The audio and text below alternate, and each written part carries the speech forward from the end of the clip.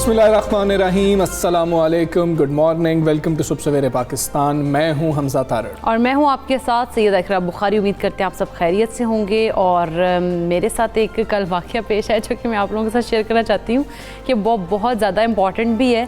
और ये वही वाक़या है, ये वही हादसा है, ये वही सानहा है जिसका हम 1-1.5 हफ्ते पहले सिर्फ आपको बता रहे थे कि आपने बहुत ज़्यादा मोहतात रहना है, और इकरा मोहतात नहीं रही है। हाँ, मैं क्योंकि थोड़ी सी वैसे भी थोड़ी मसरूफ़ थी बहुत सारी चीज़ों के अंदर, तो मुझे पता ही नहीं चला। क्योंकि मेरी एक फ्रेंड ने मुझे, बहुत ही क्लोज़ फ्रेंड ने मुझे मैसेज किया, सलाम दुआ की, बड़ी जनरल सी गुफ्तगू हुई। उसके बाद उसने कहा मैं जी आपको एक ग्रुप में ऐड कर रही हूँ, हमारा है एक, तो मैं उसमें आपको ऐड कर दूँ, परमिशन उसने मेरे से ली। मैंने कहा जी ऐड कर दें। तो उसने कहा कि थोड़ी देर बाद कि यार इकरा वो एक कोड आया तो सेंड कर देना। मैंने कहा अच्छा मैं देखती हूँ। तो मैंने देखा तो मेरे टेक्स्ट मैसेज में मुझे कोड आया, और मैंने जब वो चेक किया तो उस पर लिखा हुआ था वाज़े कि जो ये कोड है आपकी जो व्हाट्सएप है वो किसी नई डिवाइस पे जो है वो उसका लॉगिन हो रहा है, और ये जो कोड है किसी को सेंड नहीं करना। अच्छा मैं उस टाइम थोड़ी लेकिन हमारी दोस्त किसी तो है नहीं, वो तो हमारी बेस्ट फ्रेंड है, तो हम किसी में तो कंसीडर ही नहीं करते। ये तो पता नहीं मतलब मैंने कहा अच्छा, मैंने उसको as it is copy paste करके मैंने कहा यार ये मुझे समझ नहीं लगी, ये वैसे इसमें कहा है कि कोड सेंड नहीं करना किसी को, लेकिन ये तुम ही देख लेना, लेकिन तुम खुद ही देख लेना। तो उसने कहा कि ओके ना। तो मैंने कहा वैसे ये आया क्यों ऐसे? उसने कहा नहीं ये ऐसा कुछ नहीं है, उसने यही कहा ना। तो मैंने कहा अच्छा ठीक है। उसके बाद मैंने फ़ोन देखा नहीं, तो काफ़ी देर गुजरी, मैं कोई रास्ते में जाई थी, घर पहुंची, उसके बाद मैं मसरूफ़ रही, मैंने फ़ोन ही देखा। तो शाम के बाद मैंने जब एक हमारा ग्रुप था, मैंने उसमें देखा सब ने कहा जी सहर को ब्लॉक कर देना। तो मैंने कहा ये क्यों इसको ब्लॉक करने की बातें कर रहे हैं। मैंने उसको कॉल की, उसने मुझे बताया कि जी सुबह से शाम तक अभी मेरा कोई आधा घंटे पहले मेरा जो है ना रिकवर किया मैंने अकाउंट, क्योंकि मेरा जो नंबर है वो ब्लॉक हो गया था, और मेरे सारे जो कॉन्टैक्ट्स हैं नंबर हैक हो गया था, और उस नंबर से तमाम इनकी जो फ्रेंड्स हैं उनको मैसेजेस गए हैं, उनको कहा गया कि जी ये आपको एक कोड आ रहा है वो वापस भेज दें। अब वो 4-5 जो हैं लड़कियां, इनकी सहेलियां, उन्होंने वो वापस भी किया, और उनका भी आगे से हैक हो गया व्हाट्सएप। अच्छा उसका भी हैक वैसे ऐसे ही हुआ था, उसने कोड सेंड किया तो फ़ौरन हो गया। अच्छा मेरी किस्मत अच्छी थी उस टाइम कि मैंने दोबारा वो मतलब उसको एक तो की सुस्ती काम आ गई, मेरी सुस्ती काम आ गई, तो उसने उनकी थोड़ा एरर, मैंने काफ़ी देर बाद वो कोड सेंड किया था उसको, तो वो उसने कहा कि जी एरर आ गया, दोबारा से ट्राई करते हैं। वो जो दोबारा वाला मैसेज था वो मैंने रात को देखा। अच्छा अब इसमें है क्या कि ये वही गलती है जिसका हम बारहा जिक्र करते रहे हैं। इकरा को इस सारे मामले के बारे में पता था कि इस तरीके से जो है ये कार्रवाई डाली जाती है। तरीका वारदात ये होता है कि आपको कोई बहुत करीबी मैसेज कर रहा होता है, और आपको पता ही नहीं होता कि उसका तो नंबर पहले से हैक हो चुका है, तो उसका व्हाट्सएप हैक हो गया हुआ था। और इकरा से गलती इसलिए हुई, इकरा बहुत ज़्यादा कल मसरूफ़ रही, और मसरूफियत की वजह से इकरा ने ज़्यादा दिमाग का इस्तेमाल नहीं किया, ध्यान नहीं दिया। उस दोस्त पे इतना ज़्यादा यकीन था कि उसको वापस इन्होंने मैसेज कर दिया। और ये दोस्त की जगह आपका भाई भी हो सकता है, आपकी बहन भी हो सकती है कि जिसका मोबाइल नंबर हैक हो गया, व्हाट्सएप हैक हो गया और आपसे कोई चीज़ मांग ली। बिल्कुल ऐसी। और अच्छा हमजा वो सिर्फ इसलिए बचत हुई क्योंकि मैंने थोड़ा लेट उसको रिप्लाई किया, तो वो जो कोड था वो कोड का जो एक होता है, एक सर्टेन टाइम होता है, अगर उसमें फ़ौरन वो पुट कर दिया जाए तो वो फिर आपका हैक हो जाता है। लेकिन अगर उसको थोड़ा टाइम लग जाए तो फिर वो जो है वो एरर आ जाता है, वो दोबारा से कोड मांगता है। तो उसने जब दोबारा ट्राई का, क्या शुक्र है वो मेरे उस मसरूफ़ से तो मैंने देखा नहीं है, नहीं तो मैं दोबारा भी करती थी। जो भी मामला हो, कभी कोई भी शख्स आपको ये कहे, ये कोई भी के अंदर सब शामिल हैं, कोई भी आपको ये कहे कि कोड आ रहा है वो मुझे भेजें, किसी का कोड आपके अकाउंट पर, आपके नंबर पर नहीं आ सकता है, उसके अपने नंबर पर वो कोड आना चाहिए। आपने जितने भी मसरूफ़ हों, जितने भी ऑक्यूपाइड हो, दिमाग आप ना लगा पा रहे हो, कोड आपने किसी को नहीं भेजना जो कल इकरा ने गलती की। हमसे जैसा ये है ना कि मतलब अगर ग्रुप में ऐड करने के लिए कोई कोड की ज़रूरत होती नहीं है। वैसे ये उस टाइम मैं उसको भी यही पूछ रही थी, लेकिन मैंने उसको एक तो ट्रस्ट लेवल इतना ज़्यादा था, तो मैंने उसको एज इट इज़ सेंड करके मैंने पूछा दोबारा पूरा, लेकिन ये तो रात में पता लगा, उस बेचारी ने बताया कि जी मेरा तो सारा दिन आज जो है वो। खैर अब हमने बहुत ज़्यादा इस मामले पर ख्याल करना है। आपके साथ इकरा ने जो है अपनी आप बीती शेयर की है, इस तरह की गलती कोताही हमने नहीं करनी, और बारहा हम आपको इस बारे में आगाह भी करते रहते हैं, लेकिन हमसे ही एक गलती हो गई है, क्योंकि हम जहनी तौर पर इतने जो है ऑक्यूपाइड थे, बिजी थे, और हम अगले बंदे पे भरोसा बहुत ज़्यादा कर रहे थे, इसलिए गलती होगी है। खैर, कोरोना के वार इस वक्त जारी है और मुल्क में गुज़श्ता कई रोज़ से हम देख रहे थे कि केसेस की शरह 6 से 8% तक देखी जा रही थी। आज 6 से कुछ कम आई है और कोरोना SOPs पर अमल दरामद नहीं किया जा रहा। ये वजह बताई जा रही है कि कोरोना केसेस अभी तक पाकिस्तान में उसी शरह से तकरीबन अब कुछ कम आई है, आज 6% से कम आई है, तो 5.5% से ज़ायद ही है। तो ये वाली सूरत हाल है और हम SOPs पर अमल दरामद नहीं कर रहे, ये सबसे बड़ी वजह बताई जा रही है। अच्छा, लेकिन जिस तरह से दावे किए जा रहे थे उनके मुताबिक तो पाकिस्तान में वैक्सीनेशन का जो अमल है वो तेज़ी से जारी है, लेकिन अगर हम ग्राउंड रियलिटीज़ की बात करें तो अभी तक हम हर्ड इम्यूनिटी तक पहुँचने से बहुत ज़्यादा दूर है और इन हालात में हुकूमत के पास SOPs पर अमल दरामद करने के सिवा कोई चारा ही नहीं है। और अगर बात की जाए महकमा तालीम पंजाब की, तो उन्होंने पब्लिक और प्राइवेट स्कूल इंतज़ामिया से कोरोना वैक्सीनेशन रिपोर्ट्स भी तलब कर लिया। अच्छा, महकमा तालीम की जानिब से स्कूल इंतज़ामिया को मुरासला जारी कर दिया गया, जिसमें कहा गया है कि स्कूल इंतज़ामिया 18 साल और उससे ज़ायद उम्र के तलबा की कोरोना वैक्सीनेशन रिपोर्ट जमा कराए। और दूसरी जानिब अमेरिका की बात करें तो आवाम को कोरोना वैक्सीन लगवाने के 8 माह बाद बूस्टर डोज लगाने का बाकायदा तौर पर फैसला किया गया है। अच्छा हमजा, जो मीडिया रिपोर्ट्स आ रही हैं उनके मुताबिक बताया जा रहा है कि आवाम को कोरोना वैक्सीन की जो बूस्टर डोज है उससे मुतालिक हतमी फैसला फूड एंड ड्रग एडमिनिस्ट्रेशन करेगी। सबसे पहले अगर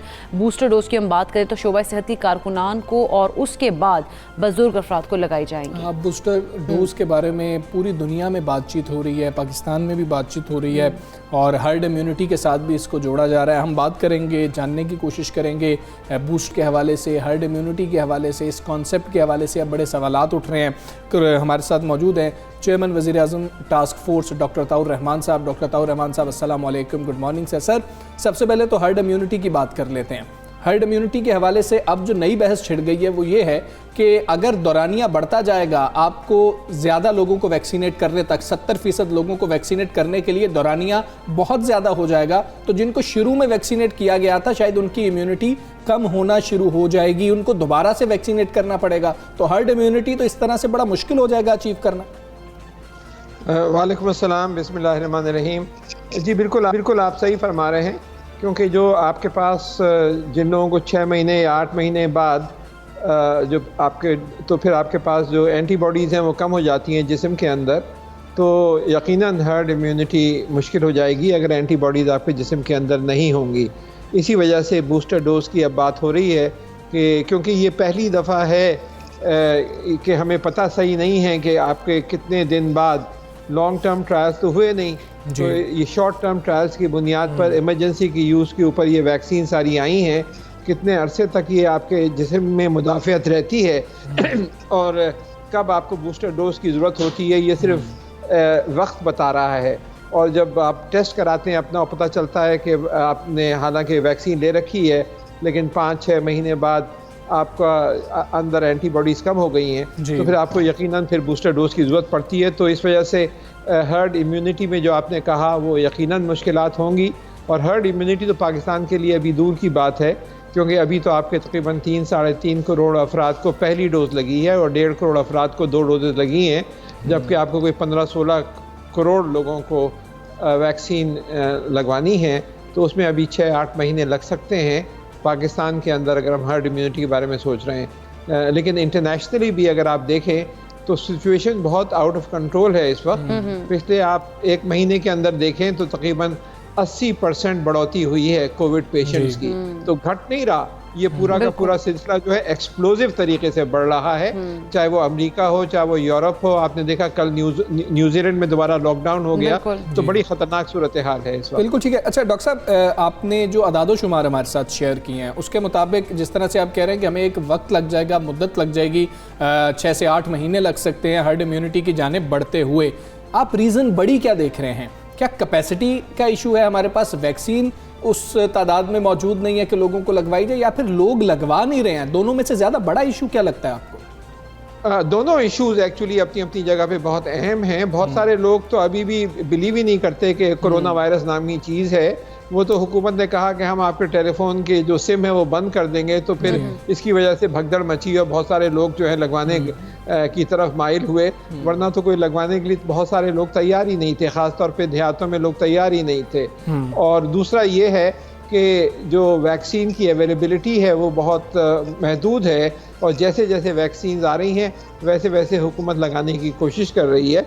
लेकिन इसके साथ एक तीसरा जो और ज़्यादा ख़तरनाक पहलू है वो ये कि वायरस म्यूटेट करता जा रहा है और ज़्यादा से ज़्यादा ख़तरनाक वर्जन सामने आते जा रहे हैं और फिर उसकी वजह से आपकी वैक्सीन की एफिकेसी जो है, उसकी अफादियत जो है वो भी कम होती जा रही है।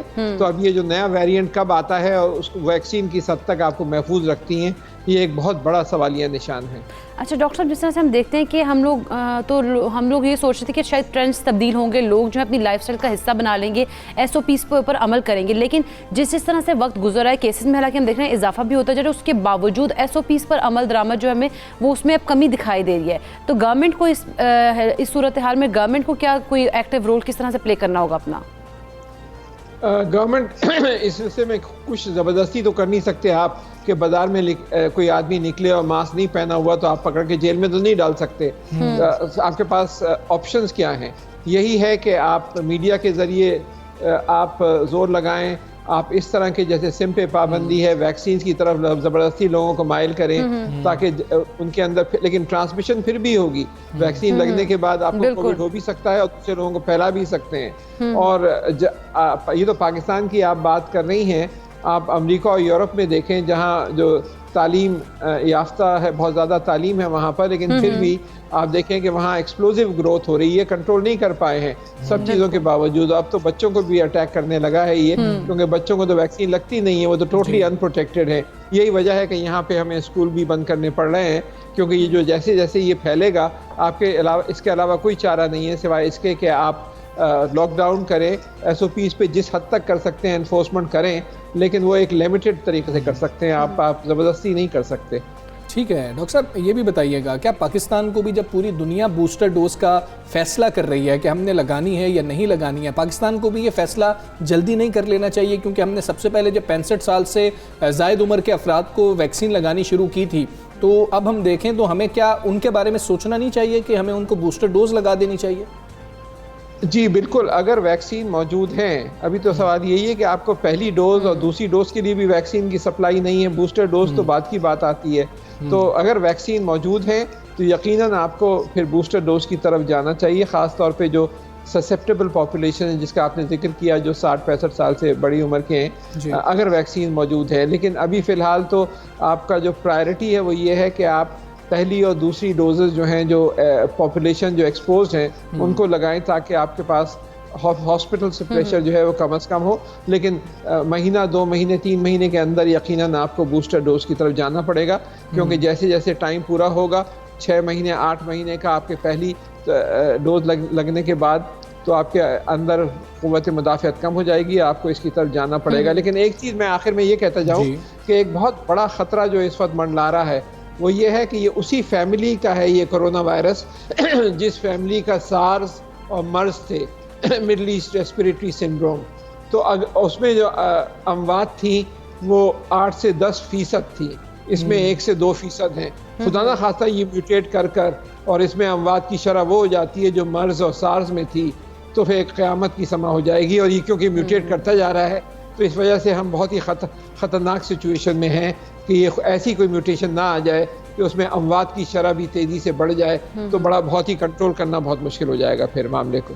अल्लाह खैरियत रखे। डॉक्टर साहब बहुत शुक्रिया आपका, सुबह सवेरे पाकिस्तान से कर रहे थे, और डॉक्टर साहब ने जो निशानदेही की है वो बड़ी अहम भी है हम सब के लिए, और हम इस पे तो बहस शायद नहीं कर सकेंगे। हम लोगों के पास तो शायद आम पाकिस्तानी के पास, आम शख्स के पास, हम लोगों के पास उतना नॉलेज ही नहीं होगा कि म्यूटेशन को अच्छी तरह से समझ भी सकेंगे, ये कितने वेरिएंट्स आ सकते हैं, क्या हो सकता है, फिर वैक्सीन की एफिकेसी क्या रहेगी। लेकिन हम ये ज़रूर समझ सकते हैं, बआसानी समझ सकते हैं कि पहले खुद को वैक्सीनेट करवाएं, दूसरा आपने SOPs का ख्याल ज़रूर रखना है, आपने सोशल डिस्टेंसिंग ज़रूर रखनी है, ये समझना कम अज़ कम मुश्किल नहीं। और दूसरा ये कि जिस तरह से लोग बहुत सारे ये वैक्सीनेट होने के बाद इतने केयर फ्री हो रहे हैं, और एकदम हम तो वैक्सीनेटेड हैं जी, हाथ में मिला लो, गले में मिल लो, इस किस्म की जो सूरत हाल है उससे आप लोग प्लीज़ बाहर आएँ और अपने आप को, अगर आपने वैक्सीनेट कराए उसके बावजूद आप लोगों को मास्क लगाएं और अपने दूसरे जो है SOPs का ख्याल रखें, क्योंकि बहुत सारे वैक्सीनेटेड लोगों में दोबारा से कोविड जो है वो फैल रहा है। ऐसा ही है। अच्छा, लेकिन वैक्सीन आपने खुद को फौरी लगवानी है अगर अभी तक आपने नहीं लगवाई, और जिन्होंने पहली डोज लगवाई है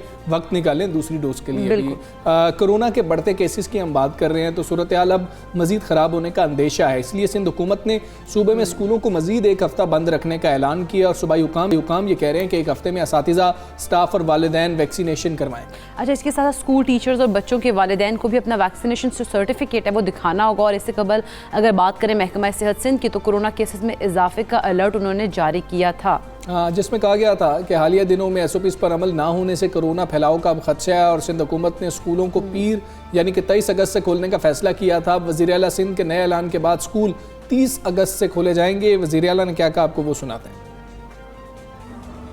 एक हफ्ता और स्कूल्स नहीं थे, हम चाह रहे हैं कि इस एक हफ्ते में स्कूल टीचर्स, बच्चों के पेरेंट्स जो स्कूल भेजेंगे वो वैक्सीनेशंस कराएं।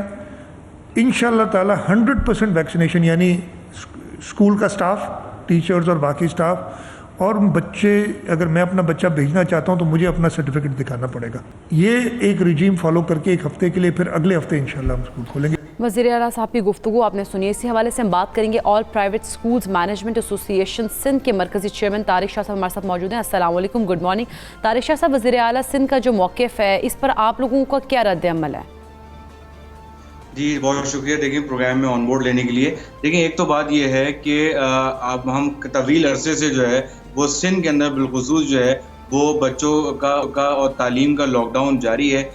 हमने बारहा कहा कि हम तमाम SOP फॉलो करके दिखा चुके हैं। हमें कहा गया कि आप असातिज़ा की वैक्सीनेशन करवा लें तो हम आपकी स्कूल्स को रीओपन कर देंगे और सेफ एनवायरनमेंट क्रिएट कर दें। तो हमने तमाम असातिज़ा को भी वैक्सीनेट करवा दिया। अब स्टीयरिंग कमेटी की मीटिंग लास्ट 9 मुहर्रम को अभी हुई थी। उसके अंदर न सिर्फ एजुकेशन डिपार्टमेंट बल्कि हेल्थ डिपार्टमेंट भी शामिल था और उसमें डॉक्टर अजरा पेचू भी मौजूद थी, खुद मिनिस्टर एजुकेशन भी मौजूद थे। वहाँ पर ये तय किया गया और 100% कोरम ने ये तय किया कि तमाम तालीमी इदारों को खुल जाना चाहिए क्योंकि ऑलरेडी बहुत नुकसान हो चुका है और इसके अंदर पूरे ये डिसीजन पास हो चुके थे। बल्कि फ्राइडे को जो है वो एक मॉनिटरिंग टीम भी बनाई गई थी कि किस तरह स्कूल्स की मॉनिटरिंग और एजुकेशन इंस्टीट्यूशन की मॉनिटरिंग की जाएगी, क्या SOPs होंगे। तो इस चीज़ों के दौरान अचानक जो है एक दिन के अंदर जो है वो फैसला तब्दील कर दिया जाता है और केसेस कह दिया जाता है बहुत ज़्यादा बढ़ गए हैं। तो अगर केसेस बढ़ गए हैं तो बाकी शोबों को भी बंद कर देना चाहिए था। सिर्फ तालीमी इदारों में ही केसेस बढ़ते हुए क्यों नज़र आते हैं, या फिर क्या सिर्फ तालीमी इदारे केसेस बढ़ने का अगर सबब है तो पिछले दिनों तो वैसे ही स्कूल बंद थे तो केसेस कैसे बढ़ गए। और अगर खुदा ना खास्ता इन मजालिस या किसी जुलूसों की वजह से भी केसेस बढ़ने थे तो उसका इम्पैक्ट एक हफ्ते बाद आता। अभी तो 1-2 दिन के अंदर तो वैसे भी केसेस सामने नहीं आते उसके, तो अभी कम से कम जो है वो स्कूल खोल देते और जो है वो अगर खुदा ना खास्ता केसेस बहुत ज्यादा बढ़ते तो ये मुकम्मल लॉकडाउन लगाते जैसे पिछले हफ्ते लगाया था। यही सही तरीका है, लेकिन सिर्फ तालीम को बंद कर देना और बच्चे वैसे ही बहुत ज्यादा तालीम का नुकसान हो गया, महरूम हो गए। तो अब अगर दोबारा से हम रखेंगे तो पूरे पाकिस्तान में बच्चा पढ़ रहा है, नहीं पढ़ा तो सिर्फ सिंध में नहीं पढ़ा। बिल्कुल ठीक है तारिक शाह साहब, एक और अहम मामला है। जिला सिंध कह रहे थे कि अब जो बच्चे स्कूल आना चाहते हैं या पेरेंट्स अपने बच्चों को स्कूल भेजना चाहते हैं तो कम से कम पेरेंट्स का जो सर्टिफिकेट है वो बड़ा लाजमी हो जाएगा वैक्सीनेशन का। तो स्कूल इंतज़ामिया के लिए क्या ये काम आसान होगा कि पेरेंट्स को कहा जाए कि आप अपना वैक्सीनेशन सर्टिफिकेट जमा करवाएं? जी बिल्कुल, देखें आपने सही सवाल किया। इसमें बात यह है कि ये जिम्मेदारी हुकूमत सिंध की है, हुकूमत पाकिस्तान की है कि तमाम टोटल पॉपुलेशन को वैक्सीनेट करवाएं। अगर ये जिम्मेदारी भी हमें दे दी जाएगी कि आप वैक्सीनेशन कार्ड जमा करें तो आप ये बताएं कि क्या हम सिर्फ यही काम के लिए रह गए? हम ये तो चाहिए था हुकूमत सिंध को कि वो अपने हेल्थ डिपार्टमेंट को कहे कि तमाम तालीमी इदारों के अंदर जाए और जाकर माँ बाप के वैक्सीनेशन कार्ड खुद चेक करें जब वो बच्चों को लेने आते हैं, और अगर कोई माँ बाप वैक्सीनेटेड नहीं है तो वहीं देन एंड देर उनकी वैक्सीन लगाएं। ये तो तरीका समझ में आता है, लेकिन अगर आप हमें कहें कि हम कलेक्ट करें तो इस काम को करने में बहुत अरसा गुजर जाएगा। अगर एक स्कूल के अंदर अगर मिनिमम 500 बच्चा भी पढ़ता है तो आप समझ लें 1000 वैक्सीनेशन कार्ड हमें जमा करने, तो इसको जमा करने में अच्छा खासा टाइम लग जाएगा। तो ये तो बताएं कि अगर किसी मॉल में, किसी शादी हॉल में, किसी रेस्टोरेंट में नहीं, तो ये बात आपके साथ डिस्कस नहीं की गई थी? ये पहले तय नहीं किया गया था कि ये वैक्सीनेशन जो सर्टिफिकेट्स होंगे पेरेंट्स के ये आप लोगों ने इकट्ठे करना होंगे? इस तरह की कोई बात हुई थी मीटिंग में? नहीं, इस तरह की कोई बात नहीं हुई थी। सिर्फ एक तरह की बात ये हुई थी कि वैक्सीनेशन के लिए पेरेंट्स को प्रमोट किया जाएगा, उनको गाइड किया जाएगा, और आप अपने स्कूल के तवज्जुह से जो है वो पेरेंट्स को मोटिवेट करेंगे कि आप जाएं वैक्सीनेशन करवाएं। ये काम तो हम कर सकते थे, लेकिन कलेक्शन की जिम्मेदारी बहुत मुश्किल है हमारे लिए, और किसी और शोबे में नहीं हो रहा, सिर्फ तालीम के अंदर ही यही रिस्ट्रिक्शन लगाई गई। ठीक है। अच्छा तारिक शाह साहब, जिस तरह से सिंध की सिचुएशन है, बहुत ज़्यादा वहाँ पर केसेस रिपोर्ट क्योंकि हो रहे हैं, इस वजह से सिंध गवर्नमेंट ने इस तरह के सख्त फैसले लिए हैं। 23 से उन्होंने अब 30 किया है। अगर 30 को भी नहीं खोलते स्कूल्स, तो आप लोगों का अगला लाएहामल क्या होगा? देखिए, लाएहामल तो हमने कल ऐलान कर दिया था उसका कि हम तालीम बचाओ तहरीक का आगाज कर रहे हैं, और मंडे से ही हमारे जो डिफरेंट सिंध के शहर हैं, हमने वहाँ पर प्रोटेस्ट शुरू करने जा रहे हैं, और असातिज़ा पहले फेज़ में जो है वो रोड्स पर आएंगे और एहतजाज रिकॉर्ड कराएंगे। और उनके साथ साथ अब हमें जो है वो पेरेंट एसोसिएशन ने भी रब्ता किया है, और वो भी हमारे साथ इसमें ज्वाइन करने जा रहे हैं इस तहरीक को, क्योंकि अब मेरे ख्याल से क्योंकि इस मुल्क के अंदर एक ही हल नज़र आता है कि अगर जब तक आप रोड पर नहीं निकलते, आपके मुतालबात नहीं माने जाते, और हम इतने अरसे से बड़े खामोश रहे, तहम्मुल से रहे कि हमें जो है वो हमारी बात को सुना जाए, लेकिन अब हम मजबूर हो गए कि अब हमें भी रोड पर आना पड़ेगा और अपने मुजाहरे करने हों।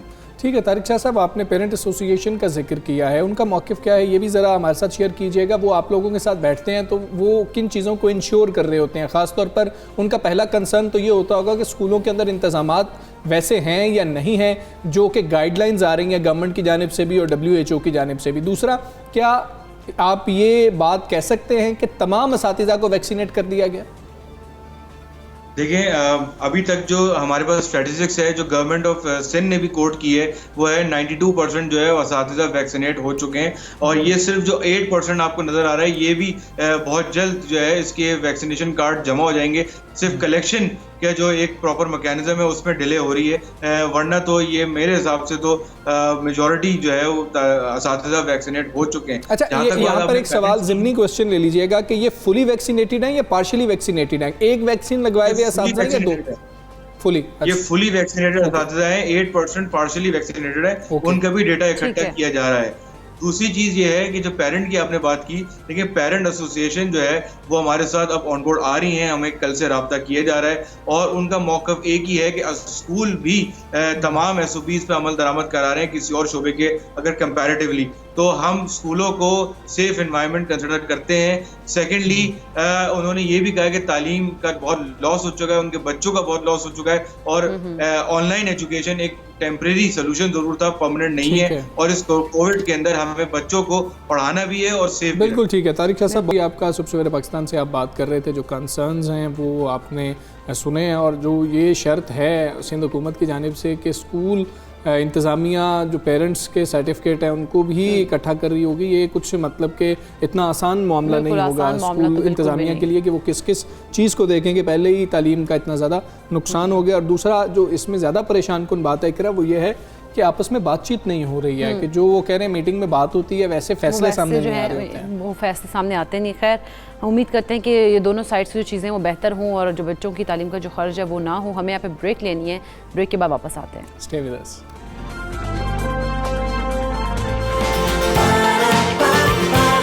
सुबह सवेरे पाकिस्तान,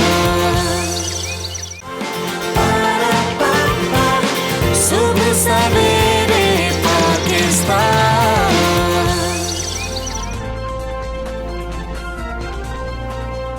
वेलकम बैक टू सुबह सवेरे पाकिस्तान। नाज़रीन, बात करेंगे आयरन लेडी के नाम से जानी जाने वाली डॉक्टर सिमी जमाली की, जिनका जिना अस्पताल के साथ 33 साल तवील सफ़र पर इख्तिताम को पहुंच गया है। जिना पोस्ट ग्रेजुएट मेडिकल सेंटर की एग्जीक्यूटिव डायरेक्टर 19 अगस्त को रिटायर हो गई हैं, और डॉक्टर साहिबा कभी दहशतगर्द कार्रवाइयाँ हों उससे खौफजदा हुई, ना ही पुरतशद्दुद वाक़यात हों वो उनका अज़्म कमज़ोर नहीं कर सके। उन्होंने हमेशा फ्रंट पे खड़े होकर, सामने खड़े होकर खदमात सर अंजाम दी, अपनी पूरी टीम को लीड किया। बिल्कुल। अच्छा हमजा, यही नहीं है बल्कि साथियों को बम धमाकों और टारगेट किलिंग से लेकर वबाई अमराज के हालात में रहनुमाई भी फराहम की उन्होंने। इस दौरान उनको डराया भी गया, धमकाया भी गया जाता रहा, लेकिन उन्होंने अपना सफ़र जो है वो बड़े हिम्मत के साथ, बड़े अज़्म के साथ जारी रखें। अच्छा, इसके अलावा अगर हम बात करें ना, डॉक्टर साहिबा को एमरजेंसी केयर में मयार और नज़्म व ज़ब्त कायम करने के हवाले से जाना जाता है और उनकी खिदमात में सिंध में पब्लिक हेल्थ में पहली मरतबा शुरू किया गया मुतअद्दिद मंसूबे हैं, जिनमें से हम JPMC में एमरजेंसी ट्रेनिंग प्रोग्राम हो, मुर्दा खाने का क़याम हो, सख्त गजीदगी के इलाज की सहूलियात हों,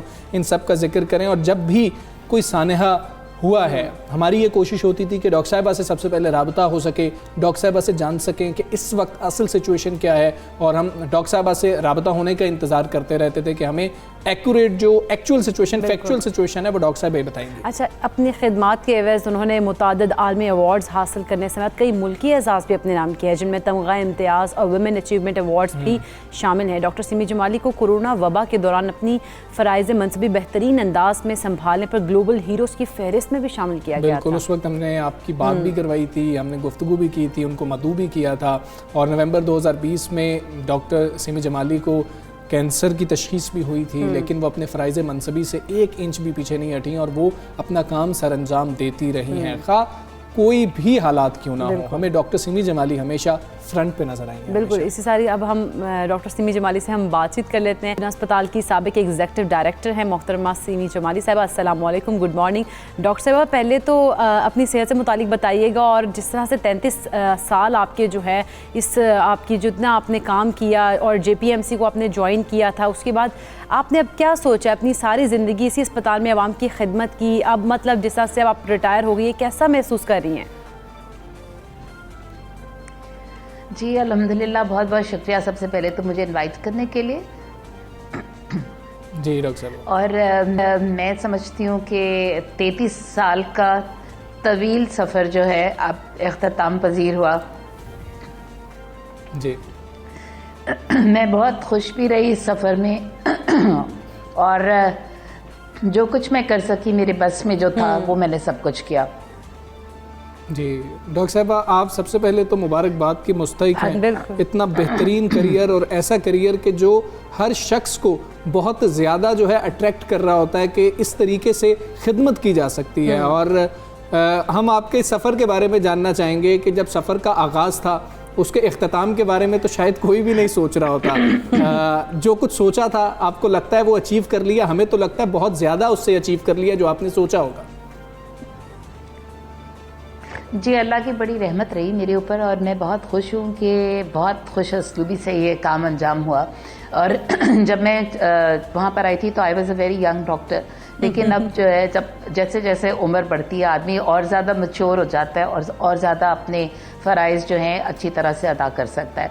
आई थिंक अल्लाह मियाँ ने बड़ा रहम किया, बहुत सारी चीज़ें देखी। आपने सारा कुछ एक्सप्लेन ही कर दिया अपने इंट्रो के अंदर।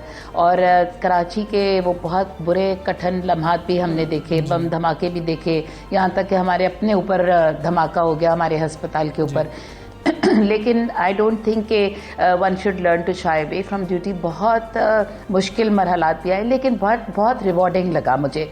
सारा कुछ पल भर में जैसे गुजर गया। ज़िंदगी के 3 डेकेड्स जो थे ऐसे लगा कि जैसे अभी कल की बात थी। लेकिन मैं बहुत खुश हूँ, बहुत मुझे खुशी है कि इज़्ज़त के साथ अल्लाह मियाँ ने सब कुछ और with grace and dignity retire किया। और मैं इस बात पे और ज़्यादा खुश हूँ कि हमारे पड़ोसी मुल्क में भी रिकग्नाइज़ कर लिया गया, जो कि हमारा इतना दुश्मन मुल्क है, लेकिन उसने भी इस बात को रिकग्नाइज़ किया। जो उनके जरीदे आए और उनके अखबारात में मैंने देखा तो it was very surprising for me. लेकिन और मैंने तो अपना करियर एक छोटी सी जगह से शुरू किया है और इसको अब आलमी शोहरत हासिल हो गई है, तो मैं बहुत खुश हूँ इस बात पे। और अल्लाह का बहुत एहसान है कि इज़्ज़त के साथ नौकरी करना एक बात होती है, नौकरी को मैंने पैशन की तरह किया। I didn't deal it like नौकरी, मैंने इसको हमेशा बहुत मोहब्बत से किया जो कुछ भी मैंने किया। और वो सबको नज़र ही आता होगा कि जो कुछ भी हुआ, और इस बात पर मैं बहुत खुश हूँ। अच्छा डॉक्टर साहब, अगर बात करें इन 33 सालों की, कितनी मुश्किलात आपको देखनी पड़ी? क्या क्या आपने, जिस तरह से आपको धमकाया भी जाता रहा, डराया भी जाता रहा, लेकिन आप अपने एक अज़म और हिम्मत को लेकर आपने काम किया, तो मुश्किलात जो थी वो कैसी थी सफ़र में, वो ज़रा हमसे शेयर कीजिएगा। जी बहुत सारी मुश्किलात आई, लम्हा ब लम्हा डिफरेंट चीज़ें। कभी टेररिस्ट आ जाते थे, टेररिस्ट अटैक्स उस वक्त कराची में बहुत हुए। जिस वक्त मैं इमरजेंसी को लीड करती थी तो उस वक्त टेररिस्ट अटैक्स बहुत हुए थे। टेररिस्ट हमारे अस्पताल में भी आए, यहाँ पे बम धमाके भी हुए, बम जगह जगह पे नस्ब भी किए गए, ग्रेनेड अटैक्स वाले लोग आए। बहुत सारे लोगों ने बहुत स्ट्रेस तो किया होगा, आपको भी अंदाज़ा है इस बात का, लेकिन अज़म और हौसला जो है वो कभी पस्त नहीं हुआ। और मुझे लगता है कि एक रेजिलियंस एक चीज़ होती है जो मैंने बड़ी अच्छी तरह से निभा ली। मुझे इस लफ्ज़ का उस वक़्त समझ नहीं आता था, लेकिन मुझे फिर डर नहीं लगा और मौत को मैंने आंखों में डालकर देखा है, तो मुझे अब इस तरह खौफ नहीं आता। और ना मुझे ये जो छोटे मोटे जो वाक़यात होते हैं, अभी भी बहुत सारे अस्पताल में ऐसे लोग हैं जो बुली करते रहते हैं, एक दूसरे को डराते धमकाते हैं, लेकिन मुझे उनसे बिल्कुल किसी किस्म का खौफ नहीं आता। बिकॉज़ मुझे पता है कि जो आदमी कमज़ोर होता है वो अपना खौफ इसी तरह दिखाता है, लेकिन जो आदमी स्ट्रॉन्ग होता है वो अपने अल्फाज से और अपने कैरेक्टर से लोगों को डिफीट कर सकता है। तो ये बात तो हमेशा हमें याद रखनी चाहिए।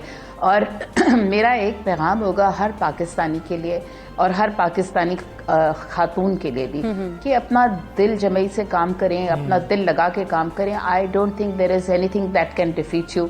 ये वक्त है पाकिस्तान के लिए काम करने का, और अगर हम सब मिलकर अपने मुल्क की इसी तरह खिदमत करें तो I think it will take this country places. और देयर इज़ नथिंग, पाकिस्तान ने हमें सब कुछ दिया है, जो कुछ भी हम आज हैं या जो कुछ भी रहे वो सब पाकिस्तान की वजह से था। तो आई चेरिश के हमारा मुल्क जो है, it has given it so much, तो दिस वाज टाइम टू पे बैक टू आवर कंट्री। बिल्कुल ठीक है डॉक्टर साहब, आपने बड़ी अच्छी और जामे गुफ्तगू की है, लेकिन ख़ास तौर पे वो ख़वातीन जो आपके शोबे के अंदर आना चाहती हैं, जो यंग डॉक्टर्स हैं, ख़ास तौर पे हम ख़वातीन की ही बात करेंगे, उनको आप क्या ख़ुसूसी मैसेज देना चाहेंगे? क्योंकि हम खा कोई भी सर्विस क्यों ना हो, खा कोई भी नौकरी क्यों ना हो, खा कोई भी बिज़नेस क्यों ना हो, ख़वातीन को कुछ चैलेंजेस मर्दों के निस्बत ज़्यादा भी होते हैं और मुख्तलिफ भी होते हैं, तो उनको आप क्या पैगाम देंगी? मेरे ख्याल में सबको अपनी ज़िंदगी में कोई टारगेट और गोल सेट कर लेना चाहिए, and then you should strive to achieve that goal. जब आप गोल्स अपने ज़िंदगी में सेट करते हैं तो कोई वजह नहीं कि आप डिफीट हों। अब हमारे पास बहुत सारी ख़वातीन जो हैं वो इमरजेंसी मेडिसिन में आ गई हैं। आप किसी भी हॉस्पिटल में देखें, ख़वातीन बहुत सारी इमरजेंसी मेडिसिन के फील्ड में आई हैं, और it is a very great privilege कि ख़वातीन जो हैं बढ़ के आगे आई। एक तो मेडिकल स्कूल्स में आजकल ख़वातीन को ज़्यादा एडमिशन्स मिल जाती हैं, ये मुझे नहीं पता कि क्या वजह हुई, लेकिन आई थिंक कि फ्रंट से लीड करना एक हमारे लिए बहुत इज़्ज़त की बात है। और मर्दों के माशरे में स्पेशली अगर ख़वातीन इस तरह बढ़ जाएं तो आई थिंक इसमें तो कोई मज़ाइका ही नहीं है। We are not behind anybody, we have done our job, हमें करना आता है। अगर आपको अपना काम करना आता हो, if you have the resilience, if you have the strength and if you want to do something. मैंने ज़िंदगी में एक ही बात सोची थी, live the life of a lion and die like a lion. I don't believe in shying away from duty. क्या बात है doctor साहिबा। एक और अहम चीज़ हम ये जानते हैं, जो ज़ाती तौर पर डॉक्टर साहिबा आपको जानते हैं, कि आप सरकारी तौर पर तो रिटायर हो सकती हैं, लेकिन ऐसा इंसान नहीं है आपके जो ज़हनी तौर पर रिटायर हो जाए। अगले गोल्स के हमारे साथ वो भी शेयर करें। अगला गोल अभी तो मैंने नहीं सोचा, लेकिन यस बहुत सारी चीज़ें हैं ऑन द कार्ड्स। मैं सोच रही थी, पहले तो मैंने सोचा कि सबसे पहले तो मैं छुट्टी करूंगी कुछ दिनों की। मैंने 2 साल से कोई छुट्टी नहीं की, सो मैं सोच रही थी कि I will take a short break और अ कपल ऑफ वीक्स। नहीं, अब तो बनता है। जो मेरे लेफ्ट ओवर जॉब्स हैं, अब तो बिल्कुल हक बनता है छुट्टी का। और उसके बाद फिर नए सिरे से ये ज़िंदगी का दूसरा जो मरहला है इसको शुरू करेंगे। बट आई एम श्योर कि मैं I will make use of every day that I live, और I am not going to give up कि मैं आराम से घर पे बैठूं। मुझे नहीं लगता कि मैं ये कर सकती हूँ। ठीक है। अच्छा डॉक्टर साहब, एक आखिर में आपसे चीज़ जो जानना चाहेंगे वो आज का जो हमारी सूरत हाल है मुल्क की और पूरी दुनिया की, उस लिए बहुत इंपॉर्टेंट है, और आपकी जो उस पर राय होगी, जो आपकी ऑब्जर्वेशन होगी, वो सबके लिए बड़ी इंपॉर्टेंट होगी। कोरोना के दिनों में आपने कुछ क्या चीज़ें देखी हैं और आप क्या चाह रही थी कि ये चीज़ें काश मैं अपने माशरे में तब्दील कर सकूँ, कुछ लोगों का जहन तब्दील कर सकूँ, ये जो हम कोताही कर रहे हैं काश मेरे पास एक जादू की छड़ी और रातों रात मैं उसको ठीक कर सकूँ, वो क्या था?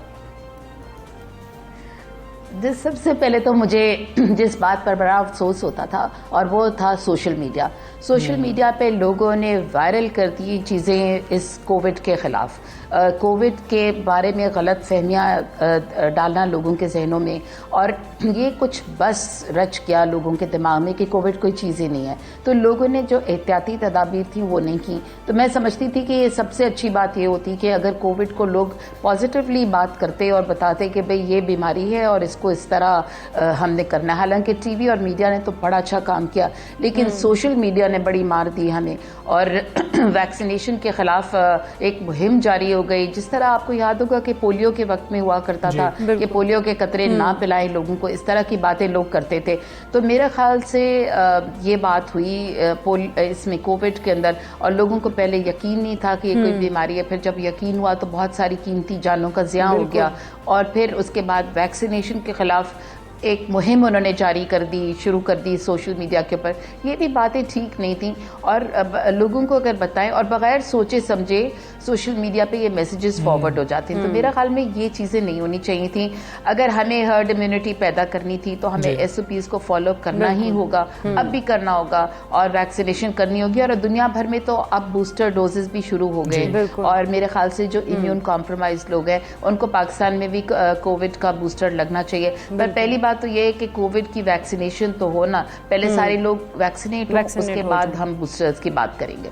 बिल्कुल ठीक है डॉक्टर साहब, बहुत शुक्रिया आपका इतनी बेहतरीन सर्विस के लिए, पाकिस्तान खदमत करने के लिए और सुबह सवेरे पाकिस्तान को वक्त देने के लिए बहुत शुक्रिया आपका। मुझे पूरी गुफ्तगू के दौरान ना रहमान फारिस का एक शेर याद आ रहा था जो कि इनकी रिटायरमेंट से मुझे लिंक होता हुआ लग रहा था। कहानी ख़त्म हुई और ऐसे ख़त्म हुई कि लोग रोने लगे तालियां बजाते हुए। इतनी बेहतरीन सर्विस, इतना बेहतरीन काम पाकिस्तानियों के लिए डॉक्टर साहब ने किया, और वो यकीनन मुबारकबाद के मुस्तहिक है। बिल्कुल, और वो ये काम कहनी कि वो मतलब वो अपनी जो है ना ड्यूटी जो है वो घर बैठने वाली नहीं है, वो जो है वो कंटिन्यू करेंगे अपना काम जो है। ये बहुत अच्छी बात है, इस तरह का अज़्म होना चाहिए। ऐसी अज़्म की जब हम बात कर रहे हैं तो कल आपके साथ जो खबर शेयर की थी वज़ीर-ए-आज़म इमरान खान ने उस कांस्टेबल के लिए, जमील के लिए एजाज़ का जो ये ऐलान कर दिया, एजाज़ देने का ऐलान किया, और लगन से फ़राइज़ अदा करने वाले कांस्टेबल को 23 मार्च को एजाज़ दिया जाएगा। अच्छा, सिंध के ज़िला खैरपुर में रेलवे स्टेशन पर हमने देखा था कि पुलिस एहलकार ने फुर्ती का मुजाहरा किया था और ट्रेन से गिरने वाले नौजवान की ज़िंदगी बचाई थी। और खैरपुर स्टेशन पर नौजवान चलती ट्रेन से गिरकर प्लेटफार्म जो है उसकी पटरी के दरमियान फंस गया था।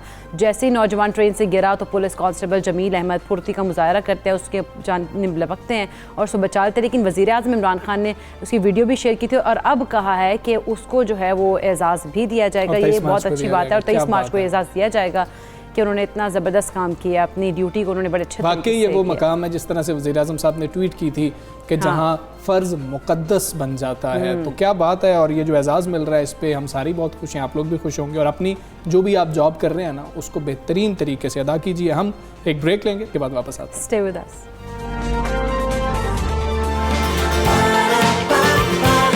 सुबह सवेरे पाकिस्तान,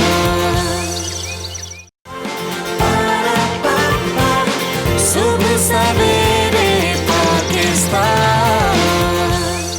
आपको बताएंगे कि सूबा सिंध पानी के बहरान की जानिब बढ़ रहा है। हमें प्यासा ना मारा जाए, ये कहना है वज़ीर आला सिंध सैयद मुराद अली शाह का।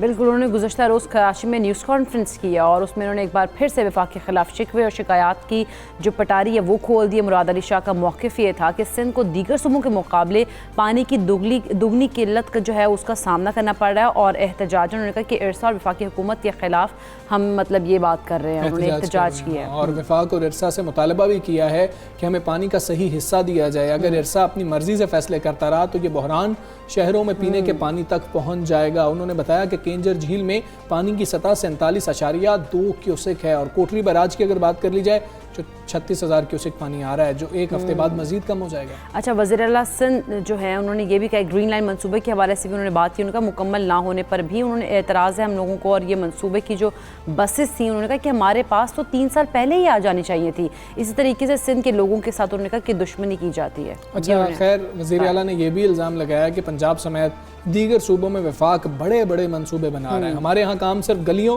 और सीवरेज लाइन तक ही महदूद रखा हुआ है। वज़ीर आला सिंध ने क्या कहा, पहले आपको वो सुनाते हैं।